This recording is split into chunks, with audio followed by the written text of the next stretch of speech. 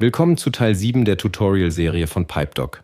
In diesem Video zeigen wir euch, wie ihr eine durchgängige Aufnahme erstellt und wie ihr Leistungen, die nicht an Positionen gebunden sind, erfasst. Im letzten Video waren wir am Ende in unserem Sanierungsprotokoll. Die Ansicht schließen wir über das rote X. Auf der rechten Seite gehen wir zum Bereich Daueraufnahme und klicken auf das grüne Plus. Im Fenster können wir nun über den Play-Button die Aufnahme starten.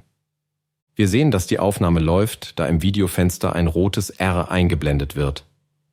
Diese Aufnahme können wir nun im Hintergrund laufen lassen. Währenddessen öffnen wir das Sanierungsprotokoll erneut. Es gibt auch Leistungen, die an keinen Schaden und an keine Messposition gebunden sind. Um diese zu erfassen, wechseln wir in den Reiter Schnellaufnahme. Wir wählen die Option Allgemein aus und tragen unsere Leistung ein.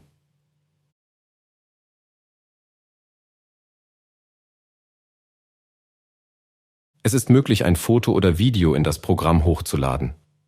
Hierfür wechseln wir in die Detailansicht. Wir laden ein Demobild mit dem Label Während hoch. Um die durchgängige Aufnahme zu beenden, gehen wir wieder in das Fenster der Daueraufnahme und klicken den Stopp-Button. Anschließend können wir das Fenster schließen. In der Protokollübersicht ist unsere Aufnahme nun hinterlegt. Das war es auch schon mit diesem Video. Im nächsten Video zeigen wir euch, wie ihr einen fertigen Sanierungsabschnitt exportieren könnt.